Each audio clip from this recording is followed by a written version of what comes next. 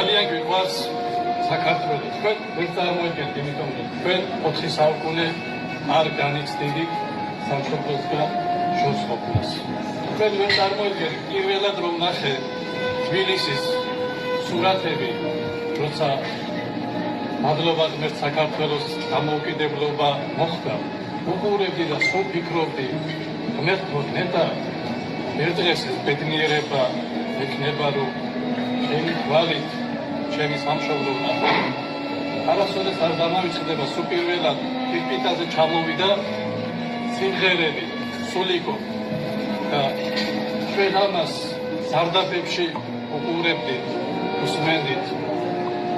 იმ დროინდელ სიტუაციიდან გამომდინარე და ეხლა ამ სულიკოს სიმღერაში ბევრი გაუგებარი იყო ჩვენთვის, იმიტომ რომ სალიტერატურო ქართული ენით იყო, ჩვენ დიალექტზე საუბრობდით და მადლობა ღმერთს, ყოველთვის ვამბობ, ჩვენ ძალიან ბედნიერი თაობა ვართ, ძალიან ბედნიერი თაობა, რომ მეთქოთი თაობა, სულ ბედნიერება რომ ვეზიაროთ ჩვენს სამშობლოს.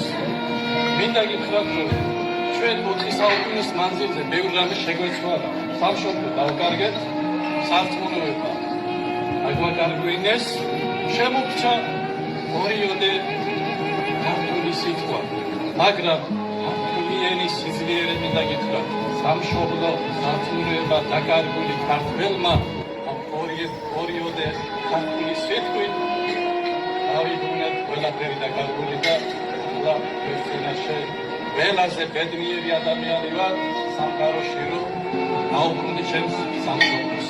საფიროს მელეს მოხდა.